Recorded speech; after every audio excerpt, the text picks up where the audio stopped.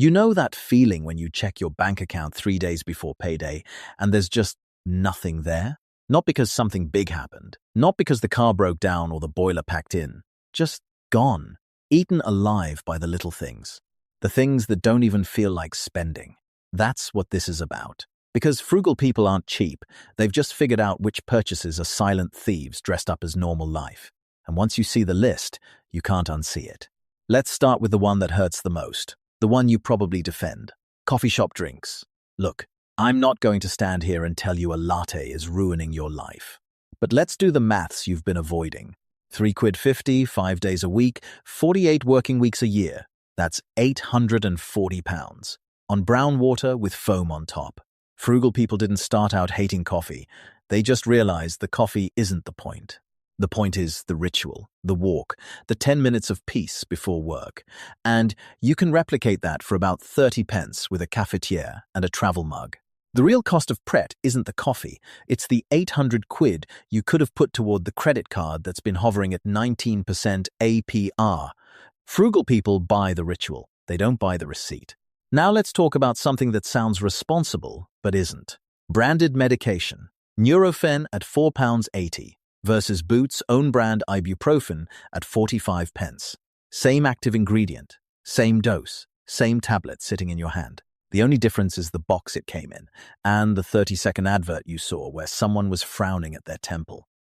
The pharmaceutical industry spends billions convincing you that the brand name equals better relief, but your body can't read packaging. Frugal people read the back of the box, not the front. Here's one that's going to sting. Bottled water in the UK, where water literally falls out of the sky and comes out of every tap in the country for less than a tenth of a penny per litre. And yet, we buy it. We buy it at the garage. We buy it at the train station. We buy it because the bottle looks premium and the label has a mountain on it. Frugal people figured out that Evian is just naive, spelled backwards. And they carry a reusable bottle that's paid for itself after 3 refills. Here's a weird one. Extended warranties. The little tick box at the checkout that says, protect your purchase for only £4.99 a month. Here's what they don't tell you. Most electrical goods either fail in the first year, when the manufacturer warranty covers them, or they last 5+ years, by which point the warranty has cost you more than a replacement. Retailers love extended warranties because they're pure profit. The claim rate is pathetically low. Frugal people self-insure.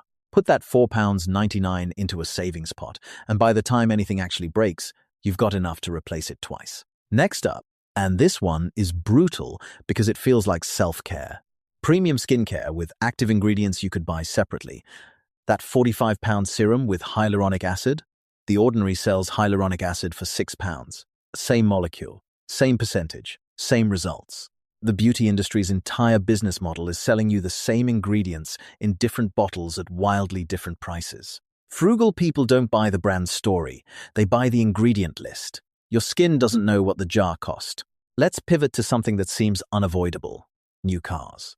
Specifically, brand new cars that lose 20% of their value the moment you drive them off the forecourt. That new car smell? It's the scent of depreciation. A 3-year-old Toyota with 30,000 miles on the clock will run for another decade and cost you half as much. Frugal people let someone else pay for the first 3 years of depreciation. Then they buy the car with cash and drive it until the wheels fall off. Now for the one that nobody talks about. Food delivery apps. Not the occasional treat, the habit. The I can't be bothered to cook Tuesday night Deliveroo that turns a £7 supermarket meal into a £23 cold disappointment in a paper bag. The delivery fee, the service charge, the small order surcharge, the tip. By the time it arrives, you've paid 3 times what the food is worth, and it's been sitting in someone's thermal backpack for 20 minutes. Frugal people keep emergency pizza in the freezer. It costs £2 and takes 12 minutes. The oven doesn't charge a service fee. This next one sounds counterintuitive. Cheap shoes. The £30 pair from the high street that lasts 4 months before the sole separates from the upper. Do that 3 times a year, and you've spent £90 on shoes that look tired after 6 weeks. A decent pair of leather shoes costs £120 and lasts 5 years. Frugal people understand the Sam Vimes boots theory of economics. Being poor is expensive because you can't afford to buy things that last. If you can scrape together the upfront cost, quality always wins on a per-wear basis. Always. Here's one that masquerades as entertainment.